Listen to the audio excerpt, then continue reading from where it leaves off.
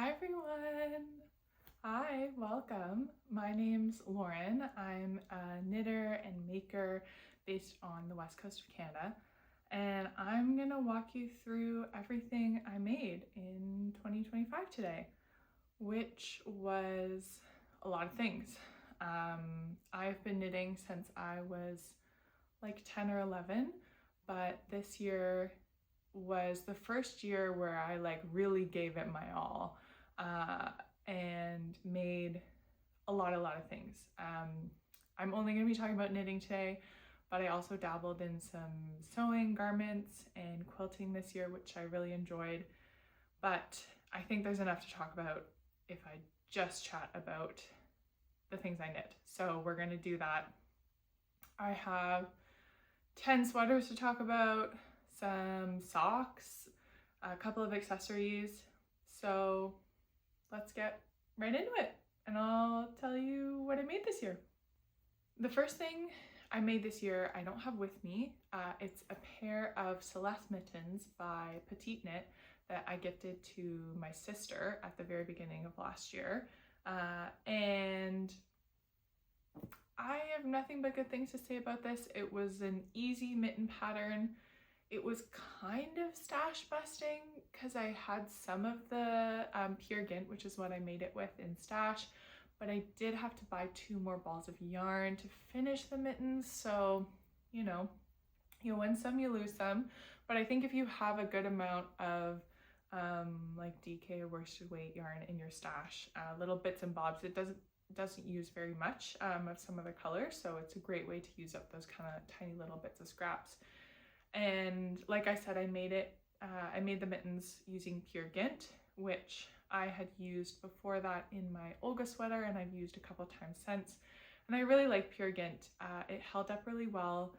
I saw my sister's mittens a year later this Christmas, and you know, there was a bit of pilling and stuff, but for something for a garment that you're like wearing on your hands, the pure gint was really great and held up. So I'm really happy with those, and I would definitely recommend if you have any little bits and bobs hanging around. And then the first sweater garment that I made this year was my storm sweater. So I made this also using pure gint. It's another petite knit pattern. As you'll see, I've knit a bunch of petite knit patterns this year. I've loved all of them. I think she's a wonderful designer. I think her instructions are incredibly clear, but not like too in-depth. I think I'm at the point where I don't need as much hand-holding, and for me personally at least, petite knit has like just the right amount of information in her patterns for me. So this sweater is a top-down textured oversized sweater, I would say. It fits pretty oversized on me. And I think I actually even omitted one of the repeats at the very bottom because I didn't want it to be quite as long as what was listed in the pattern. So this was a lot of fun to make. I made it as part of the Cozy Textures knit along, which was a lot of fun. It was great motivation at the beginning of the year to kind of sit down and get a sweater finished. And I think it helped me realize that I really do like knitting more, not like challenging, but I guess more intricate sweaters. Just plain stockinette in the round I found this year is starting to become a little bit tedious. And I think in the new year at least, I'm going to be looking for more sweaters that have a bit more detail in them that challenges me a bit more. And this one was a great one because every section, they do repeat, but the section, there's quite a few different sections in here, and it's all made with knits and purls. So this would be a really great kind of more challenging sweater pattern for, you know, a beginner who's looking to kind of push themselves a little bit, maybe read some charts, that kind of thing. So I would definitely recommend this sweater. I feel like this is like my sleeper hit sweater of the year. It's definitely not my most worn sweater, but it's up there. and I think the pure gint is just super wearable and really lovely. So I'm very happy with this as my first sweater of the year. Next up, I have 2 pairs of socks that I made.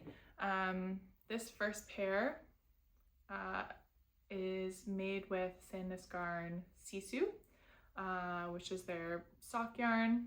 I really like it. I made these top down, heel flap and gusset socks, and I've made socks before, like many years ago, but this was my first time like making socks. And I really enjoyed the process, as you can see, because I've made a bunch more pairs this year. And I think one of the things that I learned, or like a little, the bit of wisdom that I can pass along to you as a newish sock knitter, is to get or find this book called Custom Socks Knit to Fit Your Feet by Kate Atherley. This book is amazing. I got it from my local library, and the best part about it is that it has these charts where you can plug in the gauge of your sock and then this like circumference that you want your finished sock to be, and it gives you all the numbers that you need for a pattern, whether that's top down, toe up, the whole thing. And it's been such a great resource because I've made all these different socks this year and I haven't bought patterns for any of them. I've just used the charts in this book. So I would highly recommend the Custom Socks Knit to Fit Your Feet, and there's so much more information in the book. I honestly probably should buy it because I really, really like it and have used it so much this year. So this was my first pair. These socks are for me, like I said, top down, heel flap and gusset, nothing crazy, in Sandnesgarn Sisu. And then I had some Sisu left over, and I also received this super fun pink hand-dyed yarn from my aunt who taught me how to knit. And I wanted to use it in something, but the pink on its own was like a lot. But my partner wanted a pair of striped socks, so I figured I can make that happen. I don't know what the hand-dyed yarn, or like what the base was that she used for the hand-dyed yarn, but you know, it's definitely like pilling and stuff. It's seen better days, but yeah, this again, top down, heel flap and gusset. These ones are a 3x1 rib, which I have really been liking for socks. I just think they fit people's feet so well. I think 3x1 is great for gifting socks because they're like so adaptable to different people's sized feet. So yeah, these are socks number 2. Okay, the next project I don't have with me, but it was the first test knit I did this year for the Port Cardigan by Ozetta. I was really lucky to do 3 test knits this year, which feels pretty crazy, and yeah, I feel really lucky to have done all of these test knits, but this was my first one of the year, and I actually hadn't even knit an Ozetta pattern before, but like all the Ozetta patterns that I've knit so far, this one included. It was very easy to follow, simple, straightforward, and I think the awesome thing about the Ozetta's patterns are that they're simple, but there's always like some fun little extra detail that really makes the pattern stand out. So for the Port Cardigan, there's this really cute little rib detail on the shoulder that I really liked. Yeah, I had a great time test knitting it. I would definitely recommend the pattern. I knit this with Sandnesgarn Double Sunday, and this really beautiful blue, like cobalt royal blue color that I have been like obsessed with this year. But the reason I don't have this cardigan with me is because I actually ended up gifting it to my mom over the holidays because I just wasn't reaching for that color.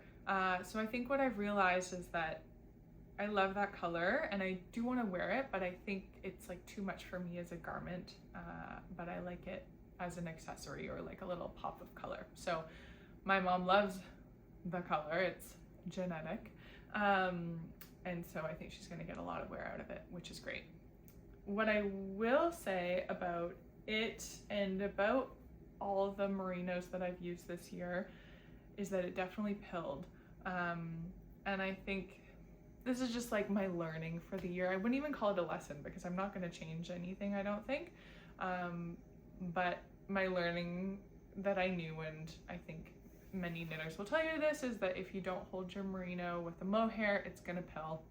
And I think that's just the reality. So it definitely pilled, but otherwise it's held up. It's a great pattern, a great cardigan, and I think my mom's going to get a lot of wear out of it.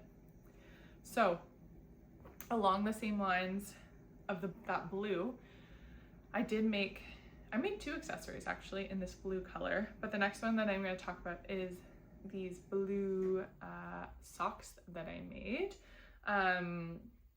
This is Noro Silk Garden Sock Solo, and this yarn is so beautiful.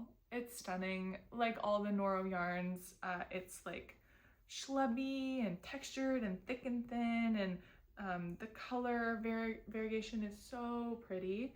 Yeah, maybe this yarn was like too nice to use for a pair of socks, but I did it anyways.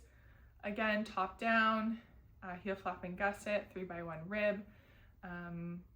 Yeah, I love these socks. They're warm, they're cozy. And again, this was a great thing about having that book, is that the gauge of these socks was a little bit bigger than the Sandisgarn Sisu. So I just plugged my numbers into the charts and went from there. Yeah, really love these. I will be continuing on my cobalt blue grind in the new year, that's for sure. Okay, the next sweater that I made this year, I also don't have with me because it is another gift knit for my mom. I made the Stockholm Sweater by Petite Knit, also in Sandisgarn double Sunday, in this, like, I think it's called, the color's called green tea. It's kind of like a matcha green, a matcha latte green. It's really pretty. My mom requested a V-neck sweater, so I decided I'd try out this pattern. It was a great pattern. It has like a fold over V-neck collar, which is really nice. It's a bit like thinner. Kind of gives me like varsity vibes a little bit, the sweater. But yeah, I really loved making this sweater. No notes really. Okay, the next sweater that I made is the one that I'm wearing, which is my cloud sweater. I love this sweater. It is hands down my most worn sweater of the year. I have worn it so much, and I would love to make another cloud sweater. I have made one other cloud sweater for my partner, but I would love to make another one for myself. I don't know what it is exactly about this pattern that I think is so versatile. I feel like you can dress it up, you can dress it down. It has very simple details. I really love the roll collar and the roll like hems. I like that there's not a lot of ribbing on the body. And so it sits very like straight, or almost even like a little bit flared. And I think that for where it sits on my hips, I just really like the way it looks on me. So I love this sweater and this pattern. I cannot recommend it enough. I made this cloud sweater using yarn that I got on Facebook Marketplace actually, and it was this like vintage Australian merino. I have no idea where the person got it from. They were like destashing. I couldn't really find very much information online, which is really too bad because I love this yarn.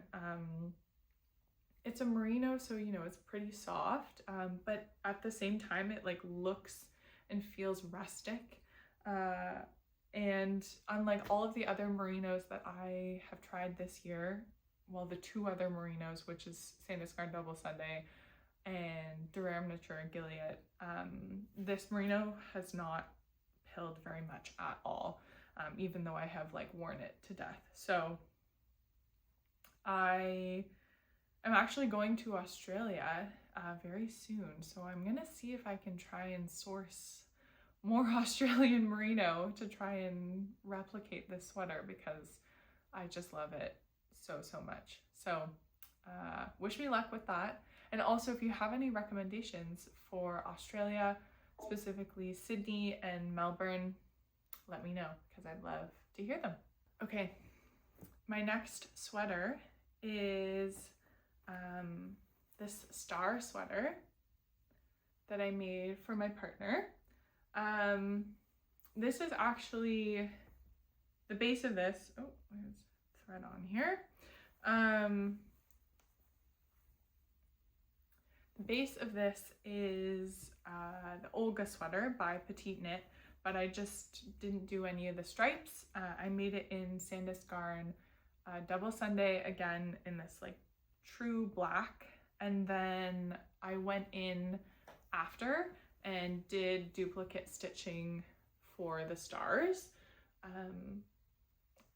which turned out pretty well. I kind of free-handed them. I think I drew up a little model on Stitch Fiddle of what they would look like, and then kind of placed them out and went for it, and I'm really happy with them. The idea was my partner's. She wanted a star sweater, so her wish is my command. The one thing I will say about this that was just like unfortunate, and I probably should have thought about, was that the black double Sunday definitely bled and got on the white of the stars. So they're looking like a little bit more gray than they did before blocking, which is just too bad. And yeah, there's nothing much really to be done about it, but just a warning. I'm trying to think if the other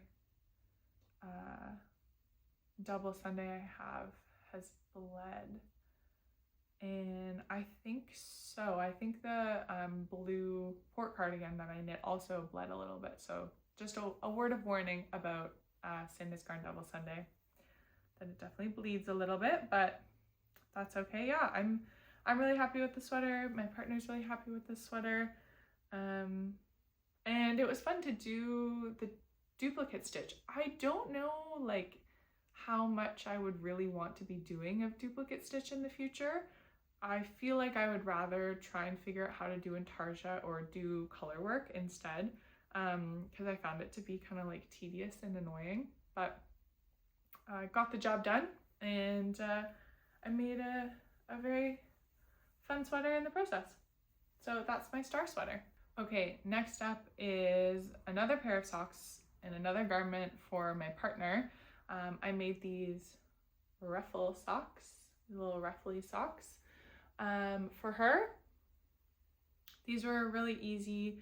I made the ruffle by casting on 4 times the amount of stitches I needed.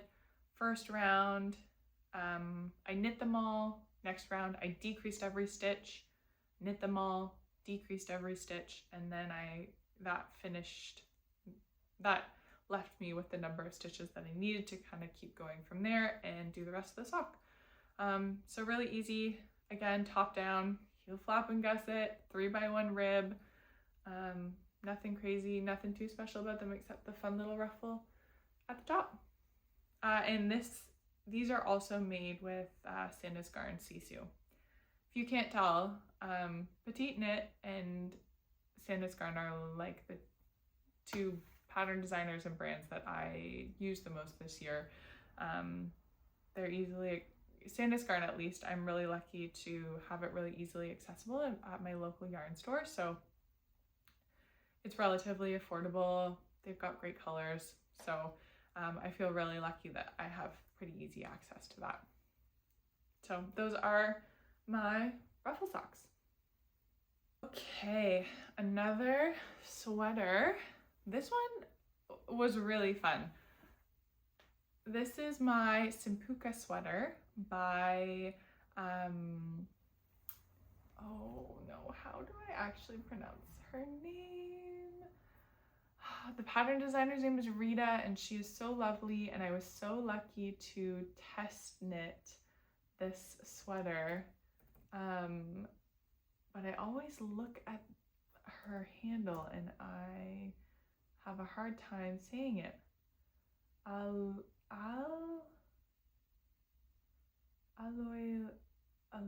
Knits, or I'm definitely butchering that. I will put it somewhere you can easily find. But she's a Finnish pattern designer, and she created this just like beautiful sweater pattern that's inspired by beach and shells. It has this really beautiful shell motif, and I was really lucky, as I said, to test knit this pattern for her, and the yarn was gifted. The yarn for this sweater is really interesting. It's a wool held with a linen, which is really cool, and it kind of gives it like a bit of a shiny shell quality, which I think is so awesome, and somehow for me makes this sweater with the linen like makes it feel more summery. I think it's both the like shell motif and then also those two yarns together. Let me look. What is this made out of? It's BC Garn. BC Garn Lino is the linen, and then BC Garn Semolina Pura is the wool. Yeah, and held together, it just feels very summery with the shells. The design I feel like looks a bit scary. It has this like shell motif down the middle and then two cables on each side. But the pattern actually became very intuitive as you went along, and made for a very engaging knit. And I had a lot of fun wearing this. My only qualm, I would say, with this sweater is that I think I made it a size too small. The pattern was like graded totally fine. I ended up with the right measurements. I think at this point when I knit this sweater, I didn't have a great understanding of the like final measurements that I wanted from a sweater and like what my ideal sweater fit is, which is the measurements of this cloud sweater. Like this cloud sweater is perfect to me, but I didn't quite understand that yet, and I didn't know how to pick sizes for that. So it's a little smaller than I would want it to be, I think, but still totally wearable. And again, I think for me, because it's more of like a summer garment, having it be a little bit smaller is totally fine. So that's my Simpukka sweater that I love so much. It was a lot of fun. It was a really great group of test knitters, and yeah, I feel so thankful for Rita having me. Okay, another cloud sweater. This is my cloud times cloud sweater, because it's the cloud sweater by Petite Knit, and then it is made with Lang cloud yarn, and it's this like beautiful self-striping, I think it's a blown chainette yarn, superwash yarn. My partner saw someone on Instagram who had a ready-to-wear sweater that was like very similar, like tons of stripes, fuzzy sweater, and wanted me to recreate it. And I think I had seen someone who had made something with this cloud yarn, and I was like, oh, that would be the perfect yarn to recreate the sweater. So I made it happen. I think that the cloud yarn is like pretty hard to find. So I think I got mine from True North Yarn Co. But it's a bit tricky to track down, I think, because it's become like more popular since I made this sweater. But it is really fun to work with. The stripes, like the little tiny stripes, I think make it so engaging.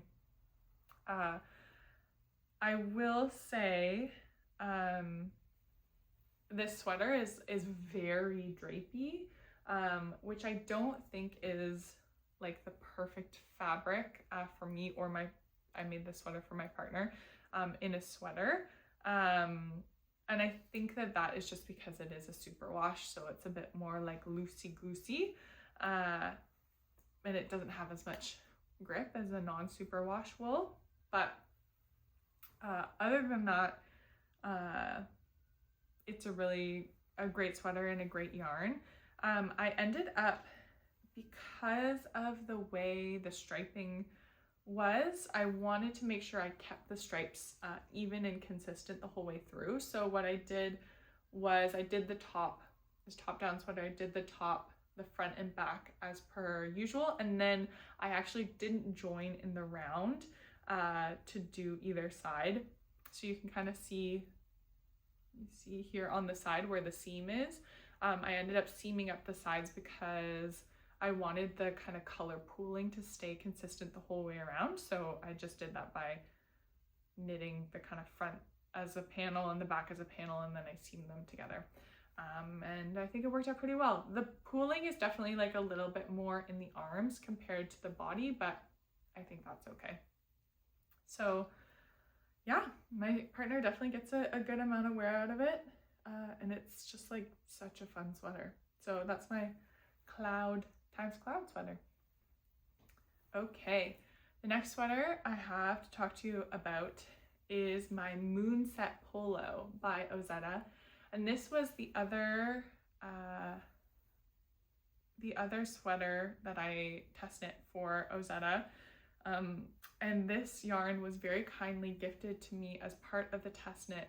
It is, Istex Let Lopi in this beautiful dark gray color. This was my first time working with Let Lopi, and it is really beautiful. I definitely will try and work with it again. It is certainly a rustic yarn. You can hopefully see there's just like so many like little bits of fuzzies coming out of it, and it feels like stiff, a bit more stiff and rustic.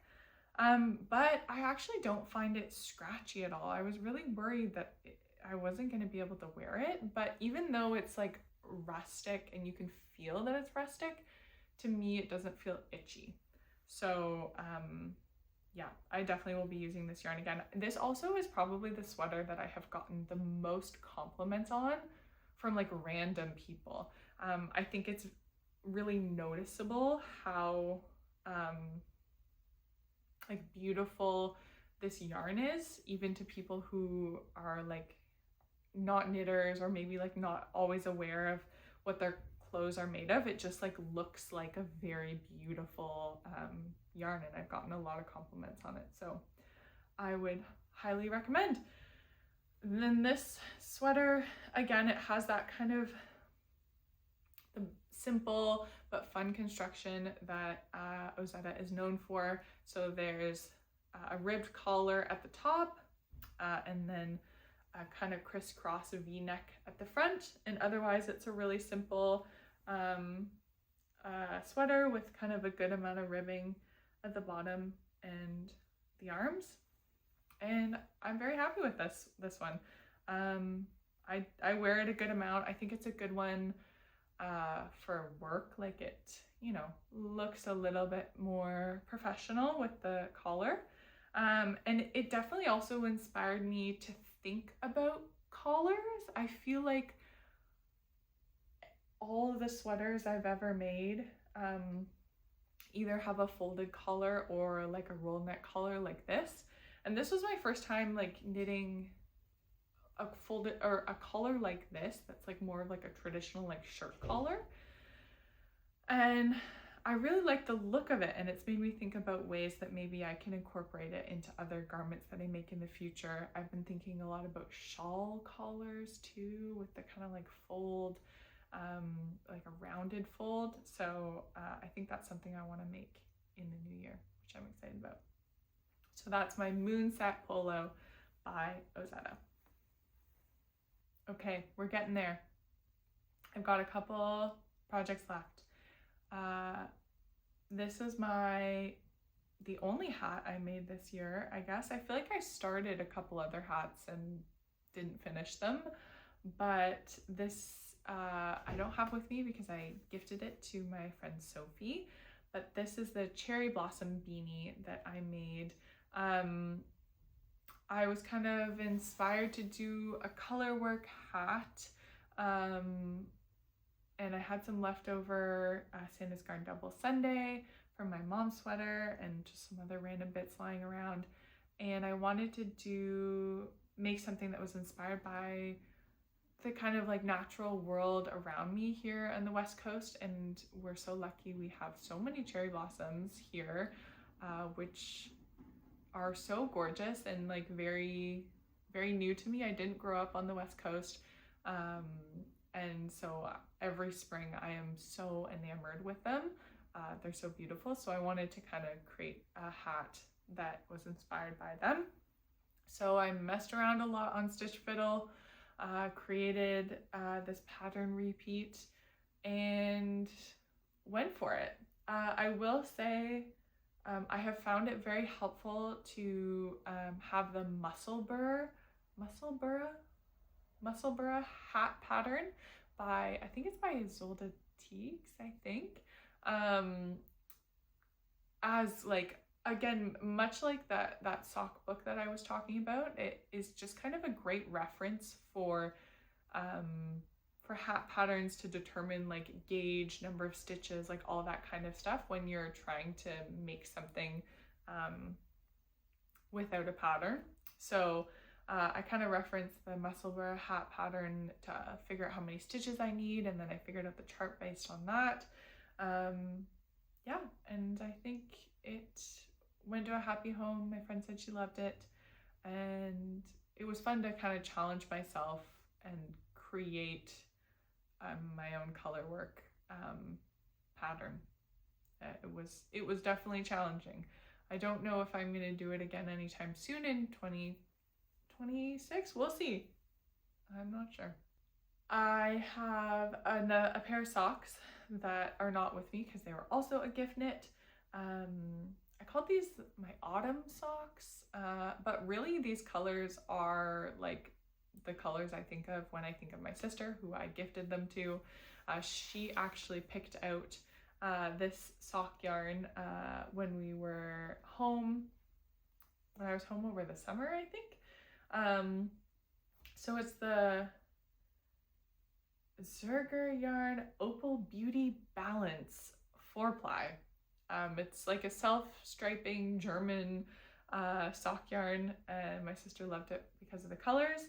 And I just made top down, heel flap and gusset, 3x1 rib socks for her, and she wore them like every day over the holidays. She didn't take them off, which, you know what, is actually kind of okay for socks because they're wool and they don't really get stinky very quickly. So hopefully she put them in the wash when she went home, but I think she really liked them. My behemoth, the big one, my Nordic Mix Sweater. This was my most challenging knit of the year. It was the sweater that I learned the most from. I learned a lot of new techniques from this. I think I learned about myself as a knitter and the kind of projects that I want to be making, which definitely is more color work. Yeah, this is, if you have not heard of it, this is the Nordic Mix Sweater by Laura Dahlgaard. I knit this in Durarem Natura Gilead in the colors, oh my gosh, Cell is the white and the blue is Clemat. And yeah, I made this sweater as part of a knit along with a coworker. She also made a Nordic Mix Sweater after we saw someone wearing it. Like we were out at a meeting and saw someone else wearing one, and we were both like jaws on the floor, we have to make this, and so we did. And I'm very glad I did, as I said, because I learned a lot and it was challenging. I learned how to steek and cut sleeves for armholes, so I feel much more confident about that. I loved working with the Durham Natura Gilead. It's so beautiful and soft and squishy. But I will say, I'm not really sure how much wear I'm gonna get out of this sweater. I did take it home for the holidays, and I thought that, you know, over the holidays, it's like, to me, because it's this like Nordic inspired sweater and Scandinavian sweaters are very holiday to me, I thought that I would kind of get more wear out of it at home, but I actually didn't end up wearing it very much over the holidays, which is too bad. And now I'm not sure how much I'm going to wear it in my everyday life, but that's okay. I'm really happy I did it. I had a lot of fun with my coworker. I learned a lot, and I think it'll be like a holiday sweater that I hopefully have for the rest of my life and can keep wearing and loving every year. So I would still 100% recommend it. I think this is a sweater pattern that a lot of people have seen online and are thinking about making, but it feels really daunting, and I don't think it is as scary as it seems like it might be. And it was a lot of fun. All the different color work motifs made it a lot of fun to make. So I would highly recommend the pattern. It certainly doesn't hold your hand, but I think if you're an intermediate knitter and looking for a challenge, then you could totally do it. But again, the wearability for me is not really there, but that's okay. That's just how she goes sometimes. So that's my Nordic Mix Sweater.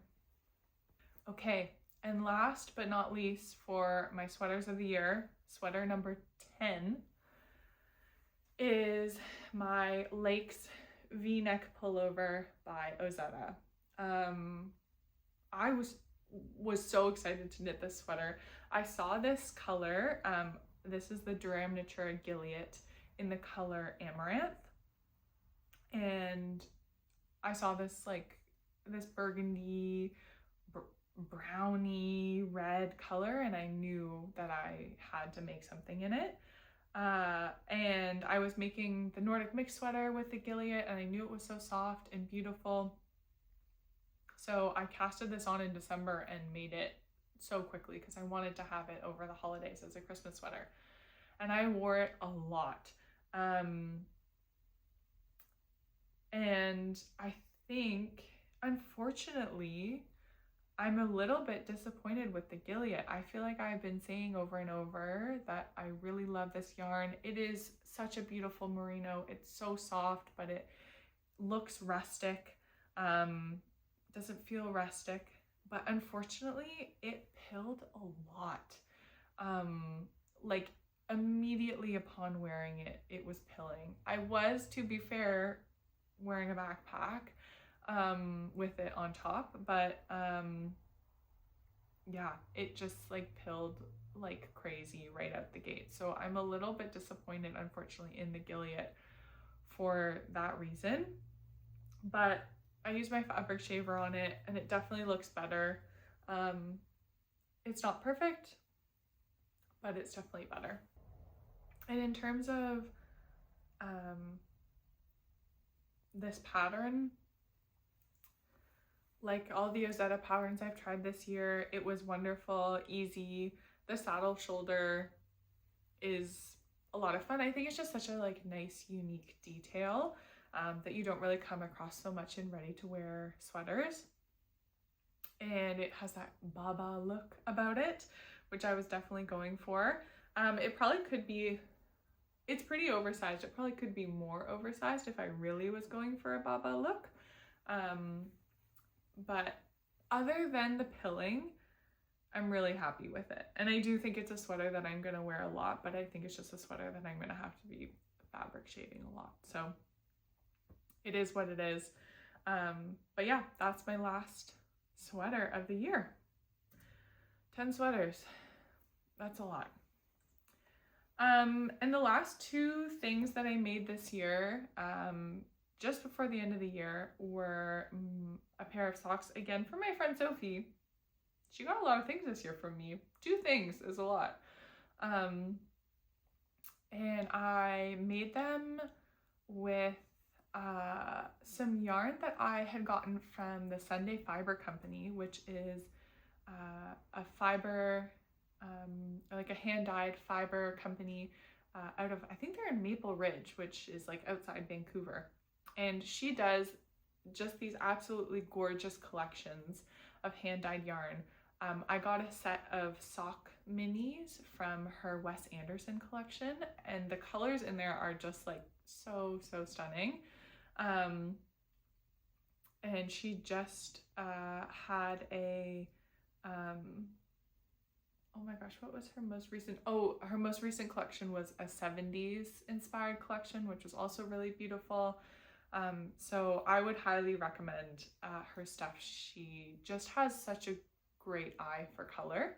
So for Sophie's socks, I used 2 of my mini skeins from the Wes Anderson collection. The green and the kind of like mauvey pinky purple that's on the heel. And they're the colors Lobby Boy and Camp Ivanhoe from that collection. And then the brown is Lang Yarn's Yawool Superwash, which I never used before, but I really liked it. I love this brown. I think this is the brown that I wish my like first pair of socks that I made this year, I wish that these socks were that brown, because it's just like that perfect, delicious chocolate brown. And I have another ball of it, so I definitely will be making a pair of socks for myself in that color because it just is so good. But I really liked using the little mini sets as little pops of color in the sock. I think it was like such a great way to use up those little bits. And I think my friend Sophie really loved them. These were again top down, heel flap and gusset, 3x1 rib, nothing crazy to see there. But just it was fun to kind of play around with color in that way. And I have a whole bunch more colors from that sock set that I think in the new year will probably become a pair of striped socks, with a whole bunch of colors, and probably maybe a similar pair for myself with the brown as the base and some other colors for the ribbing, the toe, and the heel. So I'm looking forward to that in the new year.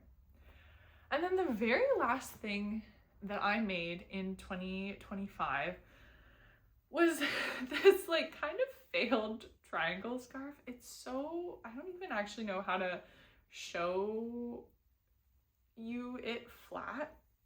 Like the vibes of this are kind of like a thneed. I'm not gonna lie. This is my thneed. How do I even put this on? Basically, I was like trying to make a triangle scarf, and then I realized that like my ends weren't pointy enough for it to tie around my neck. So then I just like sewed it down. So hold on, let me put this on. What the heck is happening? Okay, so it's kind of like that. So it's hard to see, but it basically, they like crisscross in the front and are sewn down, and then it's like the triangle in the back. Yeah, I don't know. It's fine. I didn't even block it. It is what it is. It worked pretty well as a scarf while I was home, and it was like -20, so I appreciated that. But you know, otherwise, I don't know if I'll wear it like without a coat and stuff.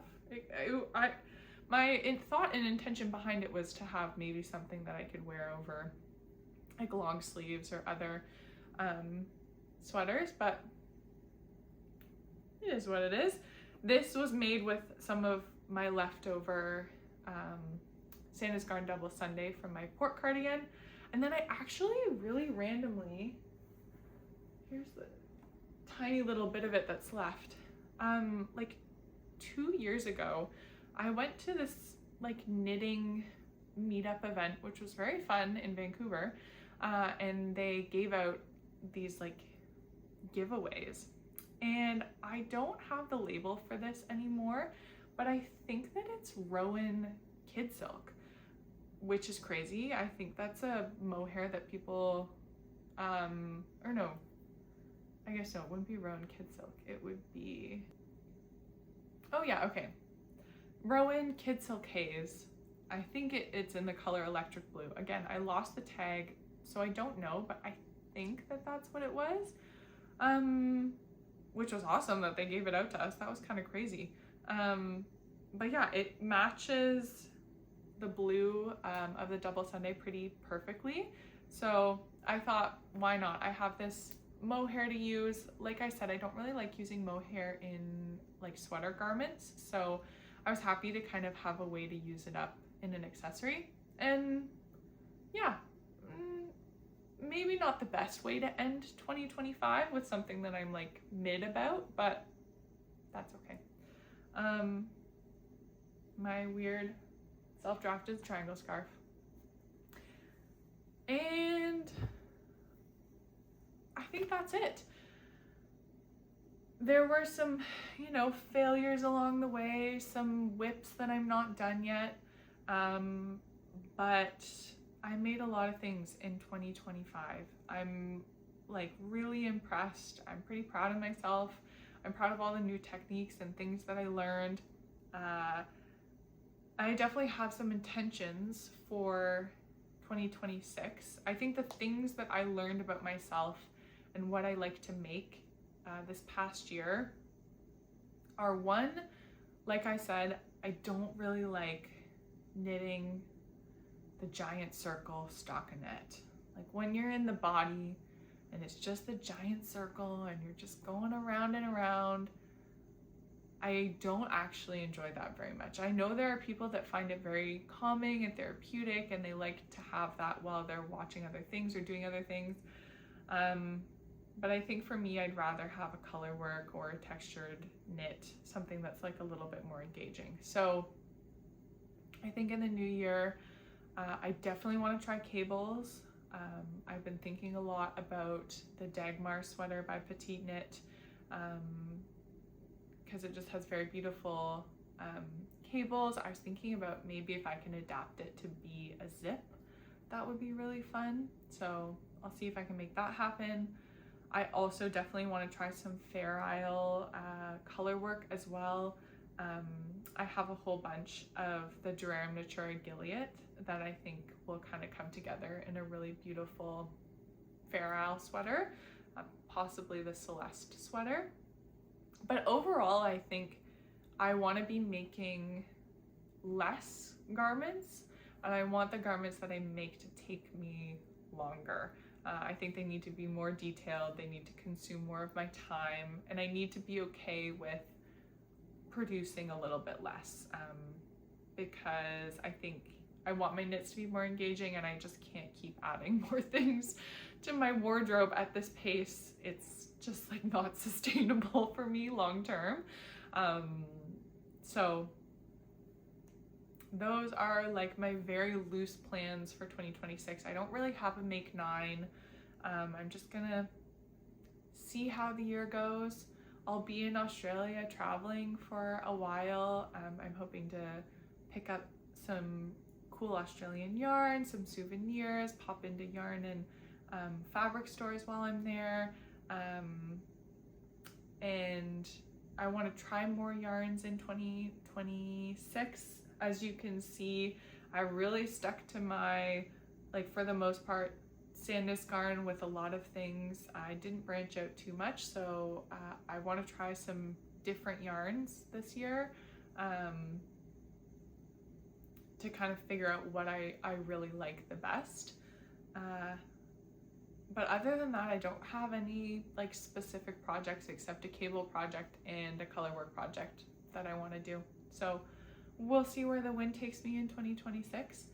But if you made it all the way to the end, thank you so much for being here. I really appreciate it. I would love to hear what your favorite knit was or favorite make of 2025 was, if you have any big plans for 2026. And other than that, I'll be here. I'm going to keep making. And hopefully I'll see you next time. Thanks so much. Bye.